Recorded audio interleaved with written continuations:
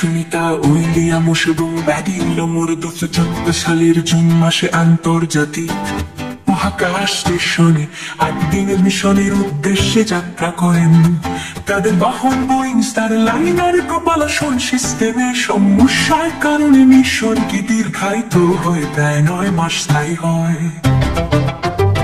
অবশেষে 25 সালের 2 মার্চ তারা স্পেসএক্স ড্রাগন ক্যাপসুলের মাধ্যমে ফ্লোরিডার উপকূলে সফলভাবে অবতরণ করেন।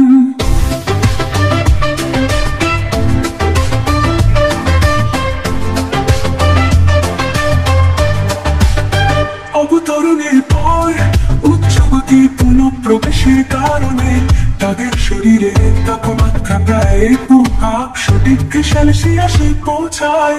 অবতরণের পর তাদের স্ট্রেচার করে উদ্ধার করা হয়, যা মহাকাশের দীর্ঘ সময় অবস্থানের পর স্বাভাবিক প্রক্রিয়া।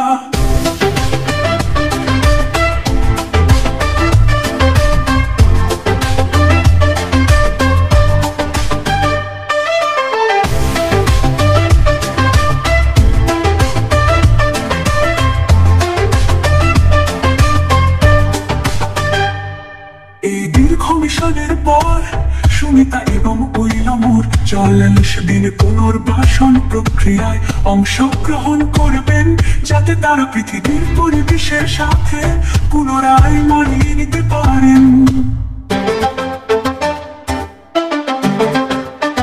সুনিতার নিরাপদ প্রত্যাবর্তনে তার গুজরাটের পৈতৃক গ্রাম ঝুলাসানে আনন্দ উদযাপিত হয়, যেখানে প্রার্থনা ও আরতির আয়োজন করা হয়।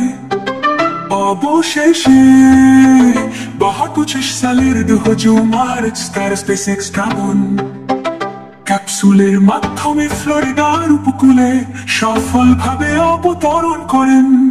অবতরণের পর উচ্চগতির পুনঃপ্রবেশের কারণে তাদের শরীরে তাপমাত্রা প্রায় 200 ডিগ্রি সেলসিয়াসে পৌঁছায়। অবতরণের পর তাদের স্ট্রেচার করে উদ্ধার করা হয়, যা মহাকাশের দীর্ঘ সময় অবস্থানের পর স্বাভাবিক প্রক্রিয়া।